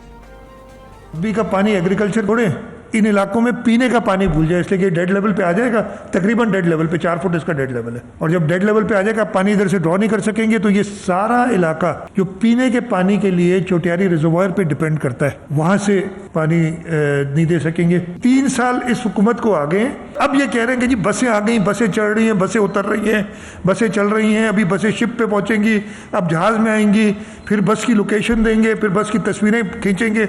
ओ भाई, ये तस्वीरें नहीं चाहिए, ये बसें 3 साल पहले आ जानी चाहिए थी हमारे पास। ये जो एतराज़ात हैं, इल्ज़ामात हैं, इसी पर हम बात करेंगे। पाकिस्तान तहरीक इंसाफ के सीनियर रहनुमा फिरदौस शमीम नकवी साहब हमारे साथ मौजूद हैं। फिरदौस शमीम नकवी साहब, अस्सलाम वालेकुम, गुड मॉर्निंग सर। सर, ये जो वज़ीर आला सिंध सैयद मुराद अली शाह की जानिब से इल्ज़ामात लगाए गए हैं, या ये कह लिया जाए कि शिकवे शिकायत हैं कि पानी का सही शेयर जो है वो सिंध को नहीं मिल रहा है, आप क्या समझते हैं, कितनी हकीकत है इस दावे में, और अगर हकीकत नहीं है तो ऐसी बातें क्यों की जा रही हैं? बिस्मिल्लाहिर्रहमानिर्रहीम। देखिए, पहली चीज़ है, वज़ीर आला साहब को अगर ऐसा कोई इशू है तो उनको अपने वज़ीर को भेजना चाहिए था इरसा में, इरसा से ये डिस्कस करना चाहिए था, मिनट करना चाहिए था, और उनका पॉइंट ऑफ व्यू लेके आना चाहिए था। इससे कि इरसा के अकॉर्ड जो है वो NFC अकॉर्ड की तरह, उसमें हर सिचुएशन के लिए ऑटोमेटिक डीलिंग। आप ये सोचिए कि एक हुकूमत जिसको 13 साल हो गए, वो अपने एंड के ऊपर एक टेलीमेट्री का निज़ाम नहीं लगा सका जिसके जरिए वो ये बता सके कि हमें सिंध में कितना पानी मिल रहा है। छोड़िए, और जो पिछला टेलीमेट्री का निज़ाम लगाया गया था सीमेंस के साथ, उसको तबाह करने में जो सिंध ने किरदार अदा किया, वो भी इसी 13 साल में हुआ। तो आज की साइंसी दुनिया के अंदर ये डिबेट होनी नहीं चाहिए। दूसरी चीज ये है कि मैं इस बात को रिलेट करता हूँ कि इरसा के अकॉर्ड को मनोवान फॉलो करना चाहिए। अच्छा। पंजाब, KP, किसी सूबे को ये हक नहीं है कि वो जो रोटी का हिस्सा सिंध के नाम कर दिया गया है जी, और जहाँ बलोचिस्तान के नाम दिया गया है, वो पंजाब या KP खाए बगैर सिंध की मर्जी के और बलोचिस्तान की मर्जी। हाँ, अगर आपस में ये फैसला हो जाए कि जो कि तुम्हें इसके क्रॉपिंग पैटर्न्स डिफरेंट होते हैं, कुछ क्रॉप जो है सिंध में पहले लगते हैं और पंजाब में बाद में लगते हैं, कुछ क्रॉप्स ऐसे जो पंजाब में पहले लगते हैं और सिंध में बाद में लगते हैं, अगर उसकी वजह से इंटर प्रोविंशियल एडजस्टमेंट है, वो जरूर होनी चाहिए। हम एक मुल्क का हिस्सा, लेकिन रिकॉर्ड और इंडस रिवर जो इरसा बताई गई है, वो इसीलिए बताई गई है कि वो एक स्टेट ऑर्गन है, उसको पॉलिटिसाइज ना होना चाहिए, ना किया गया। मैं समझता हूँ उसको फैसले सिर्फ ये करते हैं कि जो चीज तय हो गई है सूबों के दरमियान, उसका इतलाक खुद भी तौर पे वो करके दिखाए, और अगर वो नहीं कर सक रही तो ये बताए कि अब के रोटी का साइज जरा छोटा है, जिसकी वजह से आपका हिस्सा छोटा है। अच्छा नकवी साहब, लेकिन अगर देखा जाए तहरीक इंसाफ की हुकूमत को भी 3 साल हो गए हैं, और अगर हम बात करें सिंध हुकूमत की, अभी तक कोऑर्डिनेशन उस तरह की कायम नहीं हो सकी है, या बेहतर कोऑर्डिनेशन आप कह लें कि वो कायम नहीं हो सकी, इसकी क्या वजह आप समझते हैं? आखिर ये क्यों मसला, कहाँ पे मसला आ रहा है? उसकी एक बड़ी वाज़ेह वजह है। जैसे कि तहरीक इंसाफ हर मैदान में सिर्फ एक महंगाई का मैदान है जिधर हम अभी भी कोशिशें कर रहे हैं कि उसको कंट्रोल किया जाए। बाकी जितने एरिया में देखते हैं उसमें मुल्क तरक्की की राह पर गामजन है और माजी की हुकूमतों से कहीं बेहतर परफॉर्मेंस है। उनको खौफ ये है कि ये बात जितनी आम हो जाएगी तो वो पीपल्स पार्टी जो सिमट गई है, वो जो चारों सूबों की जंजीर के नीचे थी, अब वो जरदारी लीग के अंदर सिर्फ अंदरून सिंध रह गई है। और अंदरून सिंध के भी जो हालात है, जब वो पंजाब के सदन पंजाब में भी चले जाएंगे तो वहाँ भी जो है नफरत का बीज होता जाएगा। उसके असरात आपको ऑलरेडी नॉर्थ सिंध में नजर आते हैं। लड़काना में जीत नहीं सके इलेक्शन, अघोटकी में इलेक्शन नहीं जीत सकते। ये बहुत सारी चीजें जो बॉर्डरिंग एरियाज ऑफ पंजाब है उनको एहसास होता जा रहा है कि सिंध की हुकूमत तालीम के मैदान में, पब्लिक ट्रांसपोर्ट पे, हेल्थ में, म्युनिसिपल सर्विसेज में बहुत पीछे रह गई है दूसरे सूबों के मुकाबले में। तो इसलिए एक उन्होंने हमेशा शोर बचाते रहेंगे हर चीज का। अब देखिए कितना बड़ा जुल्म है, एक हुकूमत 13 साल से है, खुद इन्हीं 10,000 का वादा नासिर हुसैन शाह ने पहली दफा कब किया था? 2009 में, और आज हम 2021 में खड़े हैं, एक बस नहीं आई।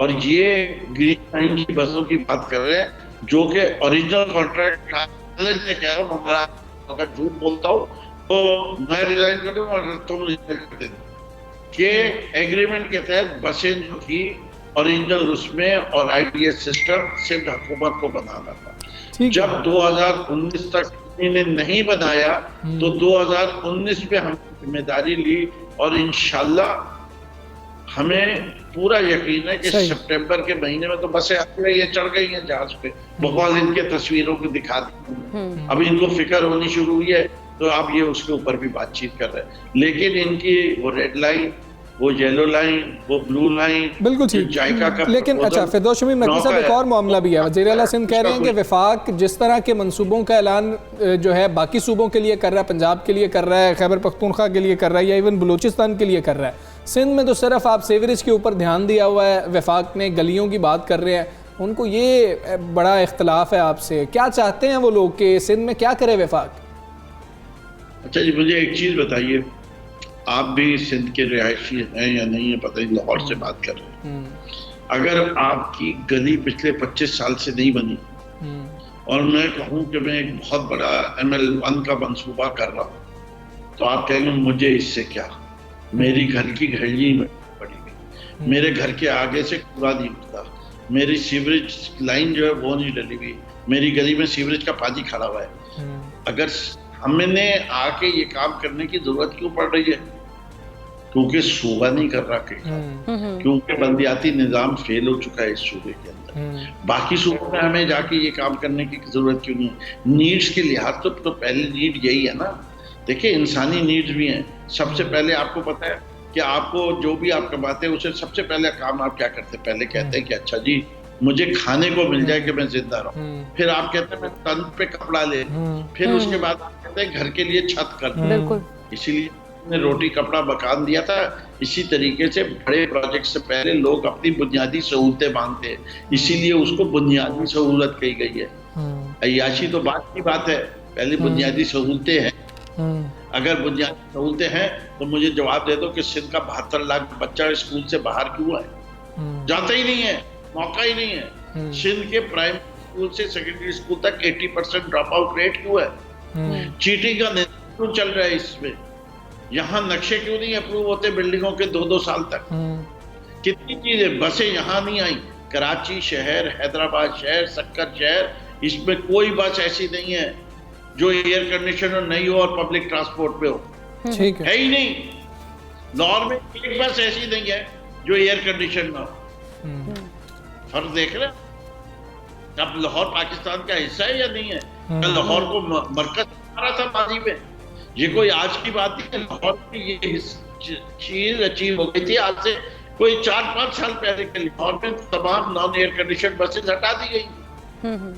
ठीक है, बहुत शुक्रिया फिरदौस शमीम नकवी साहब। सबसे पाकिस्तान से आप बात करें और उनका ये कहना है कि 13 साल में जब सिंध हुकूमत ने कुछ नहीं किया, बुनियादी ज़रूरियात ही पूरी नहीं की गई। मैस्लो की वो थेरी की बात कर रहे थे, जो मैस्लो की थेरी की हायरार्की है नीड्स की, उसके हवाले से वो बात कर रहे थे कि जब बुनियादी ज़रूरियात ही पूरी नहीं हुई हैं तो फिर पहले तो वफाक ये काम करेगा, फिर बाकी चीज़ें हो रही होंगी। खैर, हम थोड़ी सी बात करेंगे कि वज़ीर ख़जाना शौकत तरीन ने कुछ गुफ्तगू की है, जिसके बाद ये बात की जा रही है कि शायद उन्होंने हुकूमत की एक नाकामी का एतराफ़ कर लिया है। IMF प्रोग्राम और मालियाती मसाइल के सबब उनका कहना है कि हुकूमत मुतअद्दिद मसाइल जो है हल नहीं कर सकी। Karachi chamber of commerce and industry में खिताब कर रहे थे, उन्होंने उस दौरान कहा कि वज़ीर ख़जाना शौकत तरीन ने कहा कि हुकूमत जो है तिजारत और सनत और सरमायाकारों के लिए दरुस्त का तायुन कर रही है। ताजुरों को मुतमईन करना जो है वो हुकूमत की ही जिम्मेदारी है। अच्छा, जबकि हुकूमत ने मुआशी हालात को बेहतर बनाने के लिए तवील, मुख्तसर और दरमियानी मुद्दत की मनसूबाबंदी की है और वफाकी वज़ीर ख़जाना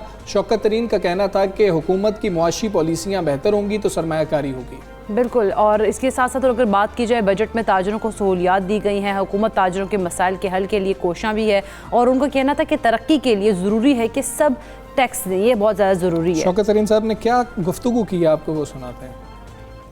ये नहीं हो सकता कि आप एग्रीकल्चरिस्ट टैक्स नहीं दे रहा, कोई और वो टैक्स नहीं दे रहा, ये हम सबको टैक्स में एक्ट में लाना पड़ेगा जब लेके आएंगे। और हमने 20% की तरफ जाना है। जब तक 20% की तरफ नहीं जाएंगे हम 6 से 8% ग्रोथ रेट नहीं कर सकते, और 6 से 8% हम ग्रोथ नहीं करेंगे तो ये तकरीबन 15 लाख से 20 लाख जो नए लोग हमारे पास जॉब्स के लिए आ रहे हैं वो हम नहीं कर सकते। आपको FBI तंग नहीं करेगा, ना नोटिस देगा, ना पूछेगा आपसे टैक्स दिया या नहीं दिया। अगर आपने थोड़ा टैक्स दिया तो हम थर्ड पार्टी ऑडिट करवाएंगे। इतना अगर मैंने किया है तो आपकी मुझे क्या चाहिए, कोऑपरेशन चाहिए। बिल्कुल ऐसे ही है। आपने ये गुफ्तगू उनकी सुनी है, ये वज़ीर ख़जाना शौकत तरीन, वो गवर्नर हाउस में इमरान इस्माइल से भी उन्होंने मुलाकात की और शौकत तरीन का कहना था कि पाकिस्तान की मईशत दुरुस्त समत की तरफ गमसन है। अच्छा, आलमी इदारे पाकिस्तान की इक़्तिसादी तरक्की का एतराफ़ कर रहे हैं, बरामदात में इजाफा हुकूमत की जो है उन्होंने कहा कि अव्वलीन तरजीह भी है। बिल्कुल ऐसे ही है, ये सारी सूरत हाल है। और जिस तरीके से उन्होंने ये गुफ्तगू की है, हम बात करेंगे Karachi chamber of commerce and industry सदर शारिक बोरा साहब हमारे साथ मौजूद हैं। शारिक बोरा साहब अस्सलाम वालेकुम, गुड मॉर्निंग। सरमायाकारों से मुलाकात भी हुई है, इस दौरान वज़ीर ख़जाना ने कोई वादे किए हैं, कोई रोड मैप बताया आप लोगों को?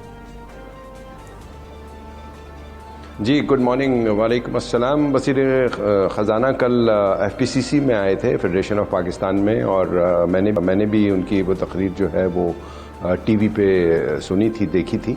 देखें, वज़ीर ख़जाना शौकत तरीन जब से आए हैं वो बिज़नेस कम्युनिटी के साथ उनका इंटरेक्शन बढ़ा है, और अनलाइक प्रीवियस फाइनेंस मिनिस्टर उनका जो दौरे हैं चेम्बर्स में और FPCCI और दूसरे इदारों में पूरे मुल्क में, वो कम से कम इस चीज़ का तो कॉन्फिडेंस देते हैं इंडस्ट्रियल और बिज़नेस कम्युनिटी को कि हुकूमत जो है वो उनके साथ रेगुलर बेसिस पे एक डायलॉग बिल्ड करना चाहती है।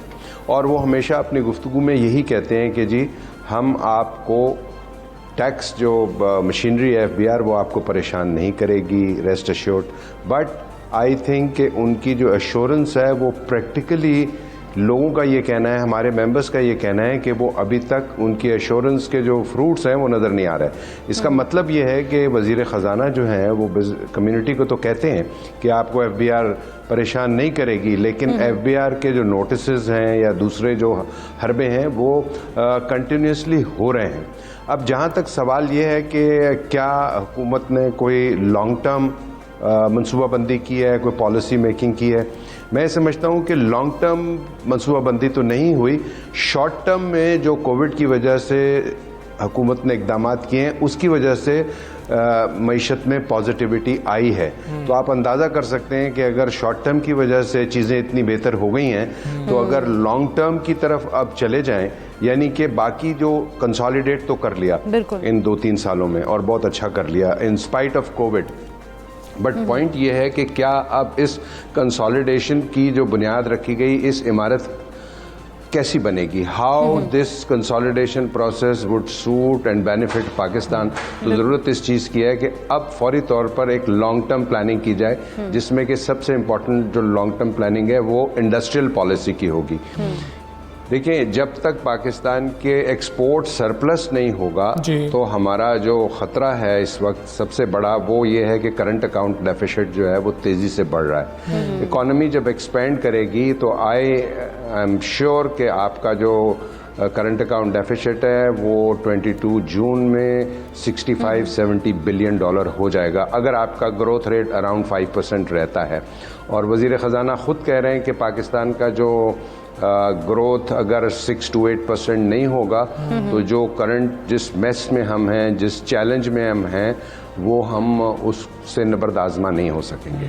बिल्कुल। अच्छा शारिक बोरा साहब, मज़ीद कौन से आप समझते हैं कि कौन कौन से ऐसे इक़दाम होने चाहिए कि सरमायाकारी का जो माहौल है वो मुल्क में बेहतर हो जाए, बेहतरी की तरफ जाए?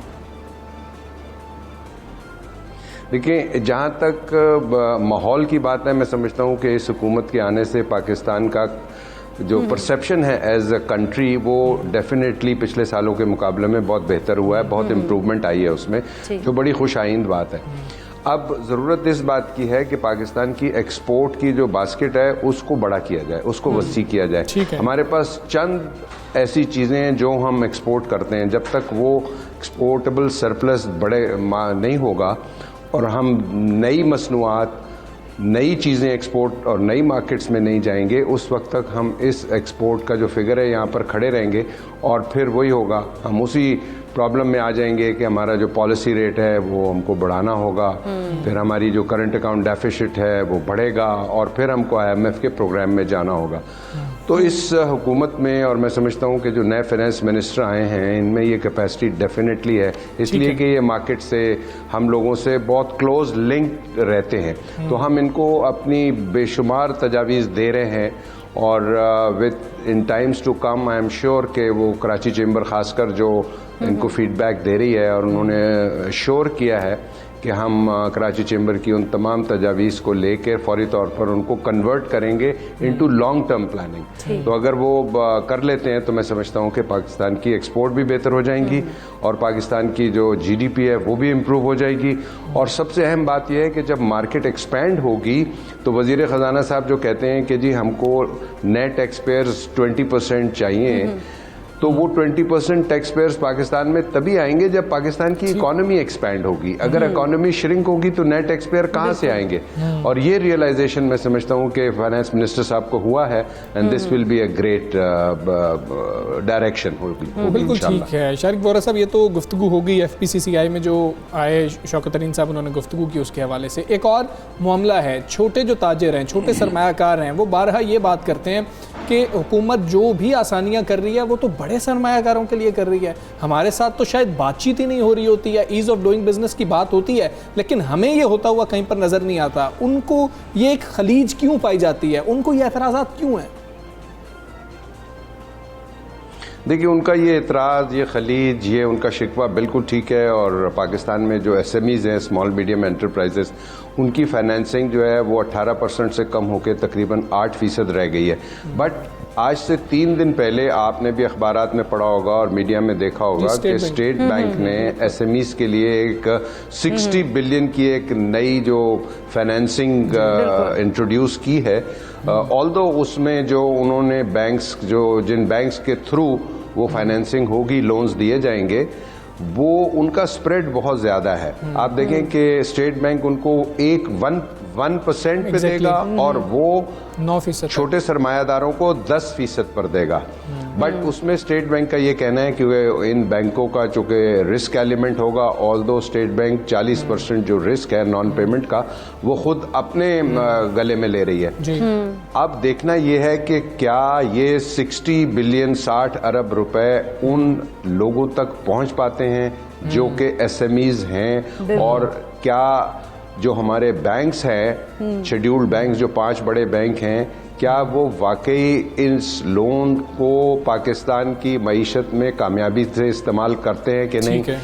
पिछले सालों में, पिछले टाइम्स में ये देखने में आया है कि ये जो 5 बड़े बैंक्स हैं इन्होंने ना इंडस्ट्रियलाइजेशन में कोई हेल्प की है नए लोगों के लिए और ना ही SMEs को, छोटे लोगों को कर्जे दिए, इसलिए कि इनको ये खौफ होता है कि हमारे कर्जे डूब जाएंगे, उनके पास मॉर्टगेज नहीं है, उनके पास बैंकेबल सिक्योरिटी नहीं है। But I think state bank का ये इक़दाम जो है वो बहुत खुश आइंद है और वो ये इंडिकेट करता है कि गवर्नमेंट जो है वो SMEs के लिए इस दफ़ा वाकई सीरियसली फाइनेंसिंग के लिए कोशिश कर रही है। बिल्कुल ठीक है शारिक वोहरा साहब, बहुत शुक्रिया आपका। सबसे पाक से आप बात कर रहे थे और FPCCI में जो गुफ्तगू की थी शौकत तरीन साहब ने, उसके ऊपर भी हमने उनकी राय ली। फिर SMEs के हवाले से जो हमने भी 2-3 दिन पहले स्टेट बैंक ने जो ये इक़दाम उठाया वो शेयर किया था आप लोगों के साथ, उस पर काफ़ी ज़्यादा उम्मीदें रखी गई हैं कि छोटे सरमायाकारों को भी फ़ायदा होगा। हम उम्मीद करते हैं ऐसा ही हो रहा होगा। बेहतरी की तरफ जाएं। बिल्कुल। एक ब्रेक लेते हैं, ब्रेक के बाद वापस आते हैं। Stay with us.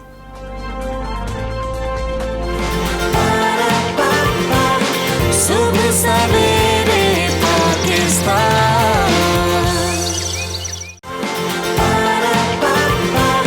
सुबह सवेरे पाकिस्तान।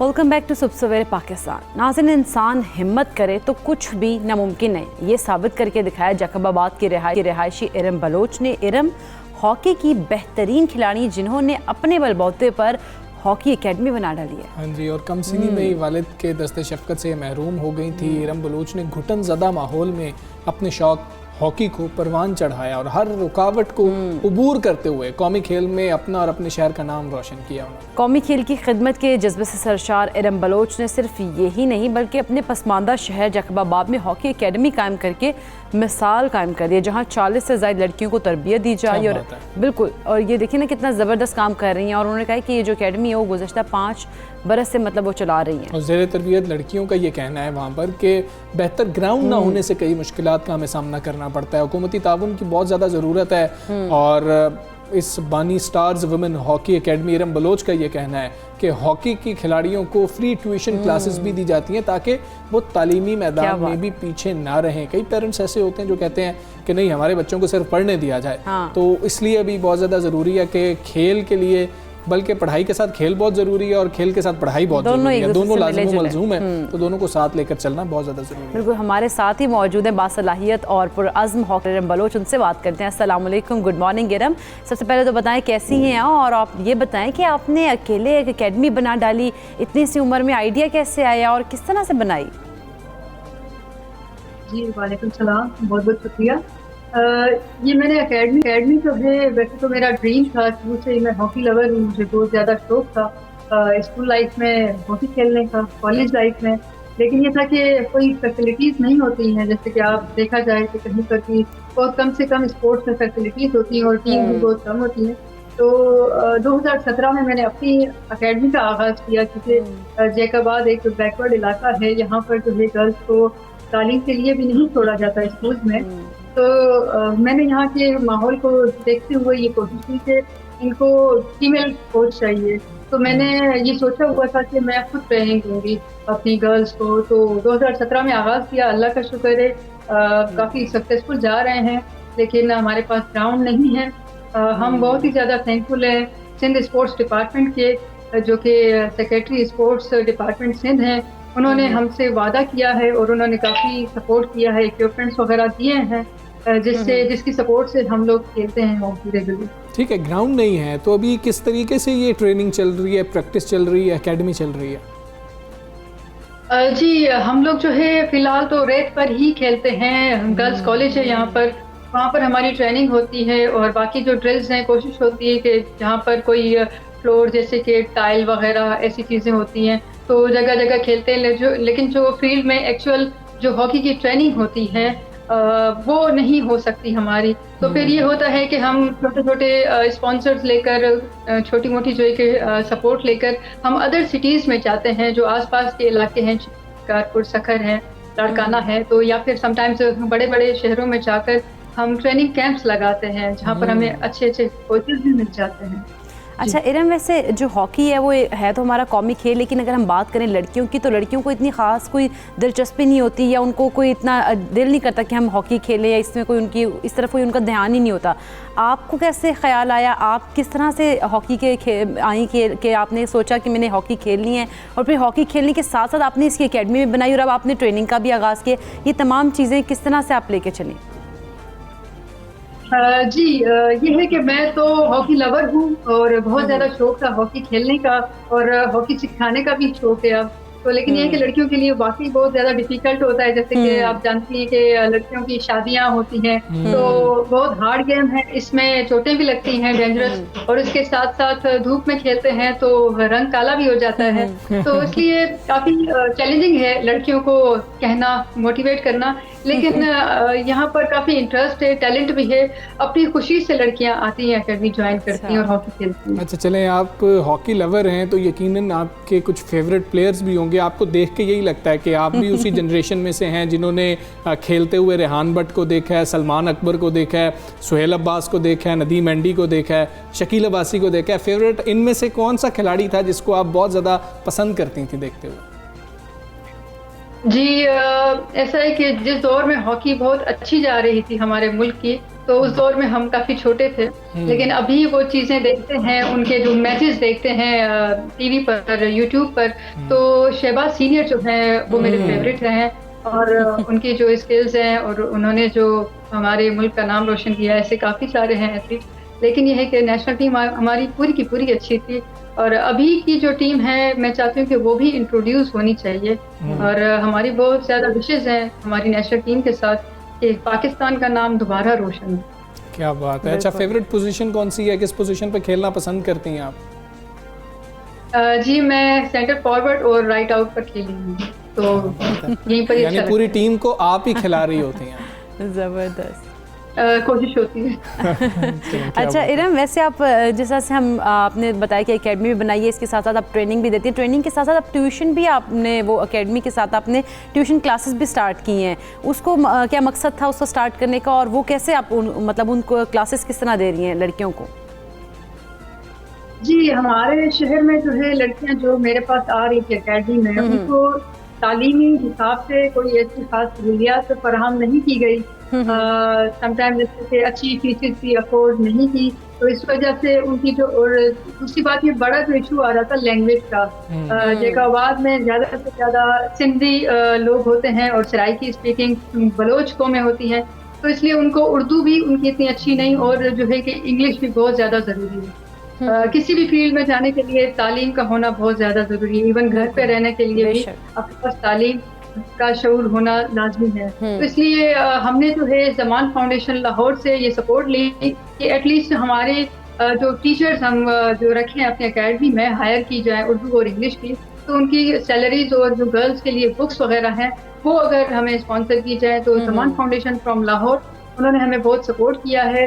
तो इसके साथ साथ हॉकी के साथ साथ जैसे ये गर्ल्स एकेडमी आती है तो सबसे पहले उनको 1 घंटे का ट्यूशन दिया जाता है फ्री ऑफ कॉस्ट। ठीक है इरम, ये भी हमें बताइएगा कि ये कितनी टैलेंटेड जो है खिलाड़ी आपके साथ जो है शामिल होती जा रही हैं, आपकी एकेडमी को ज्वाइन कर रही हैं, आप टैलेंट कैसा देख रही हैं? फिर हमने देखा पाकिस्तान की आज भी हॉकी के सवाल की बात करें तो समझा यही जाता है कि जब हम ग्रास से ऑस्ट्रोटर्फ में आ रहे थे तो शायद हम मेंटेन नहीं कर सके हैं, तो रेत पे जो बच्चियां खेल रही हैं वो ऑस्ट्रोटर्फ में कैसे जाके कम्पीट कर रही होंगी?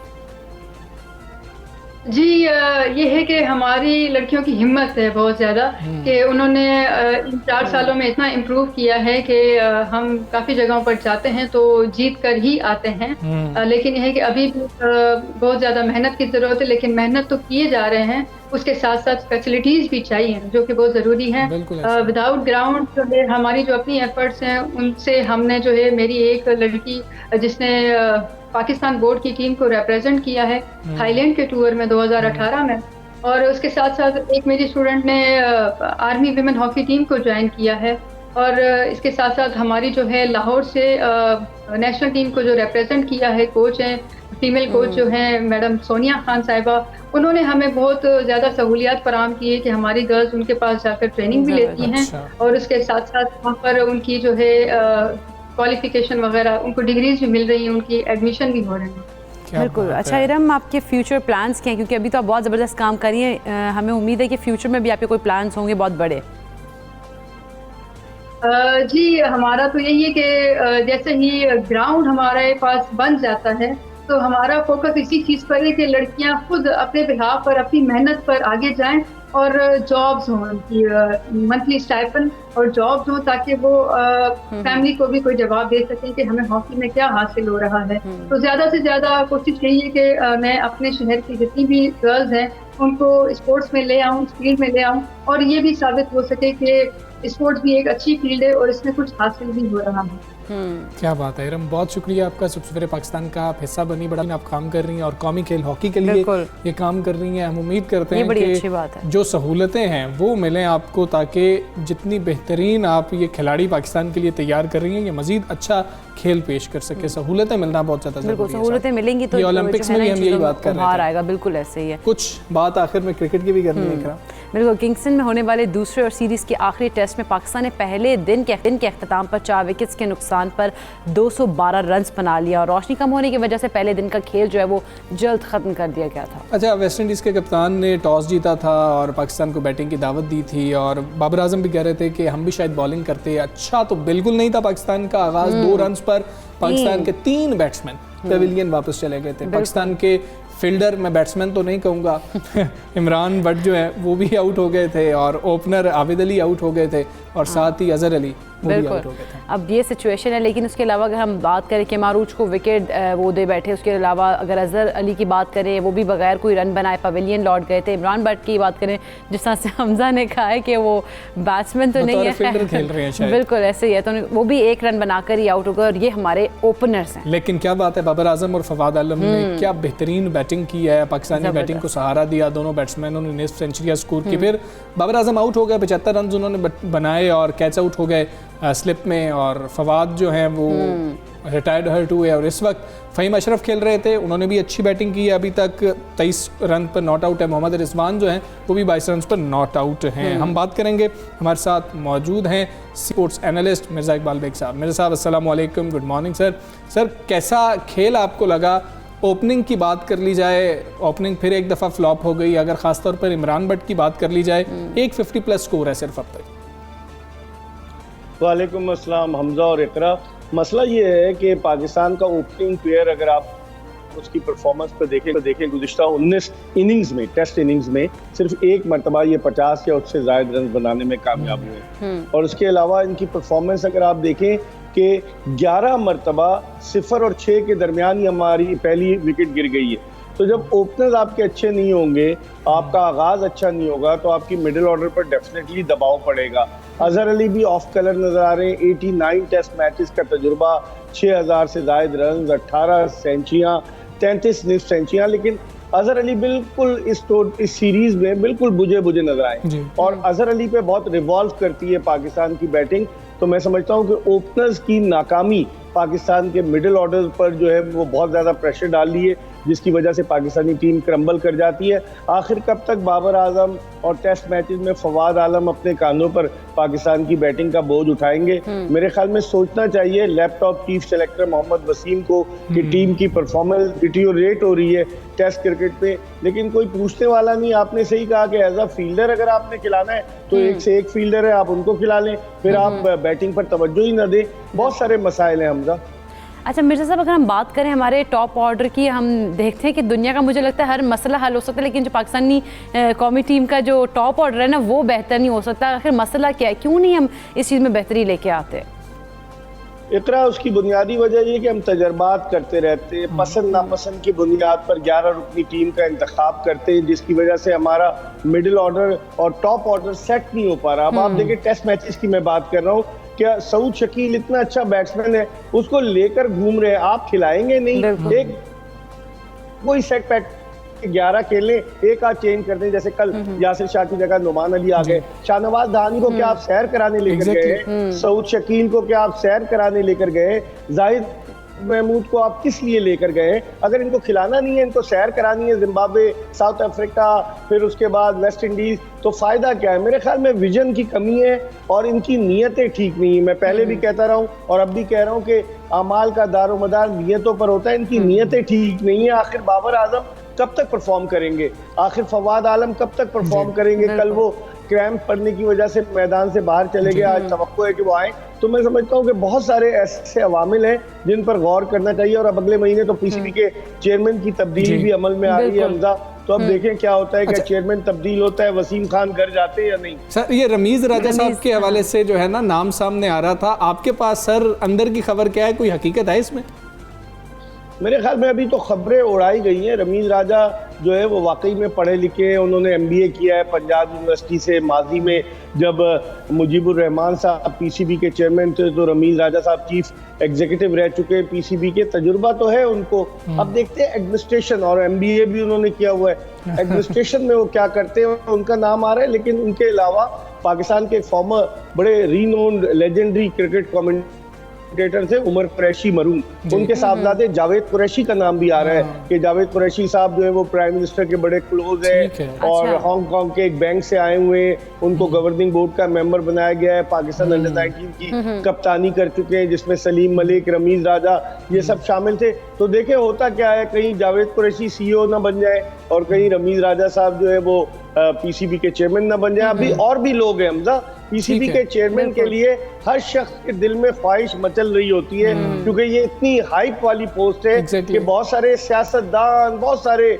लॉयर, जजेस, मतलब मैं आपको क्या बताऊं, डॉक्टर, हर तरह के लोग, ब्यूरोक्रेट्स, वो सब PCB का चेयरमैन बन चुके हैं माजी में। जी हाँ, बिल्कुल माजी ठीक में है। बन मिर्ज़ा चुके हैं इकबाल बेग और कोशिश कर रहे हैं। साहब, बाबर आजम का जिक्र आप कर रहे थे, फवाद आलम का जिक्र कर रहे थे। बाबर आजम को अगर हम सिर्फ टेस्ट क्रिकेट के अंदर देखें, 75 रन उन्होंने स्कोर किए हैं। बाबर आजम की जितनी भी तारीफ हम करते हैं वो हमें करनी भी चाहिए, लेकिन टेस्ट क्रिकेट में देखा जाए हम 100 भी नहीं शायद देख रहे होते, 150 से 200 रन्स को देख रहे होते हैं कि शायद हमारा इतना बड़ा प्लेयर जो है वो ये रन स्कोर कर रहा होगा, लेकिन बाबर आजम कामयाब नहीं हो पा रहे। शायद लाइमलाइट में इसलिए भी रहते हैं कि और कोई परफॉर्म नहीं कर रहा होता, लेकिन बाबर भी अंडर परफॉर्म करते हैं टेस्ट में। देखिए, बाबर आजम पे प्रेशर बहुत है। एक तो तवक्कुआत बहुत ज्यादा हमने वाबस्ता कर लिए हैं, विराट कोहली से मिलाना शुरू कर दिया, पाकिस्तान का number 1 batsman, no doubt he is one of the best batsman at the current international level, लेकिन कप्तानी का जो बोझ डाल दिया गया हमजा, उसकी वजह से भी उनकी परफॉर्मेंस पे असर पड़ता है कि वो कप्तानी को सोचें या बैटिंग को सोचें। ठीक है, वो लंबी इनिंग्स नहीं खेल पा रहे, अगरचे उन्होंने एक सेंचुरी की साउथ अफ्रीका में, लंबी इनिंग्स नहीं खेल पा रहे, लेकिन उन पर बहुत सारा प्रेशर है। अब आप देखें कि बाबर आजम का जब कप्तान होते हैं उनके चेहरे से आया होता है कि वो किस तरह परेशानी का शिकार है। मेरे ख्याल में it's too early to actually he has been made captain of Pakistan team, बहुत जल्दी बना दिया गया, जिसकी वजह से उनकी अपनी कारकर्दगी मुतासिर होती है। अच्छा मिर्ज़ा इकबाल बेग साहब, अगर हम विकेट की बात कर लें, पहले और दूसरे दिन के विकेट में कितना फ़र्क है, और कौमी टीम को पहली इनिंग्स में आप क्या समझते हैं कितना स्कोर बनाना चाहिए? देखिए इकरा, विकेट बेहतर हो गई जब पाकिस्तान की इनिंग शुरू हुई थी और 2 रन के स्कोर पर 3 विकेटें गिर चुकी थी, विकेट में नमी थी, गेंद सीम और स्विंग हो रहा था, रुक कर भी आ रहा था। तो अब वो चूंकि धूप निकल आई किंगस्टन जमैका में, तो विकेट जो है वो अब इजी हो गई है। जिस तरह से कल बैटिंग कर रहे थे रिजवान, फहीम अशरफ या फवाद आलम, बाबर, विकेट इजी हो गई है। मैं समझता हूँ 350 अगर पाकिस्तान करता है तो पाकिस्तान मुश्किल डाल सकता है, लेकिन अब देखना ये होगा कि हमारी, अगर आप हमजा पिछले टेस्ट मैच को देखें तो पहली इनिंग में हमारी 5 विकेटें सिर्फ 34 रन के इजाफे के बाद आखिरी 5 विकेटें गिरी, दूसरी इनिंग में आखिरी 5 विकेटें सिर्फ 31 रन के इजाफे के बाद गिरी। इसका मतलब है डेप्थ नहीं है हमारी बैटिंग में और हमें स्ट्रगल करना पड़ती है। बिल्कुल ठीक है। मिर्ज़ा इकबाल बेग साहब, बहुत शुक्रिया आपका। सब सवेरे पाकिस्तान से आप कर रहे थे और हम उम्मीद यही करेंगे पाकिस्तान अच्छा खेल पेश करेगा। फवाद आलम जिस तरह से का ये कहा जाए कि रिटायर हर्ट हुए थे, इंजरी तो उनको नहीं कहा जाएगा, तो हल्की सी तकलीफ थी जिसके बाद वापस चले गए, लेकिन हमने आखिरी 10 ओवर्स में 40 रन स्कोर किए, मतलब कि 4 के स्ट्राइक रेट से पाकिस्तान जो है स्कोर कर रहा था। अब इतनी गेंदें खेल के हमें स्लो खेलना पड़ता है, ये भी एक मसला है। मॉडर्न क्रिकेट है, टेस्ट मैच में भी हम बाकी टीम्स को देखें बहुत तेज खेल रही होती है। बिल्कुल। अच्छा, हम आज उम्मीद करें फवाद आलम जो है वो ठीक हो के वापस आ जाए, मतलब वो उम्मीद तो यही है वैसे कि वो बिल्कुल फिट हो, ताकि वो जो है अपने दोबारा से स्टार्ट करें और जिस तरह से स्कोर करें, मैं तो कहती हूँ 100 लाजमी तौर पर करें। और फिर से वो जो सारे चीफ सेलेक्टर्स हैं जिन्होंने 10 साल ज़ाया किए हैं फवाद आलम के, उनके बारे में फिर से कुछ गुफ्तगू की जाए, उनको फिर से कहा जाए कि देखें इस बैट्समैन को, इस खिलाड़ी को आपने पाकिस्तान क्रिकेट से दूर रखा है। हम दोनों को इजाज़त दीजिए, अपना विकेट एंजॉय कीजिए, अपना बहुत ख्याल रखिए। अल्लाह हाफ़िज़।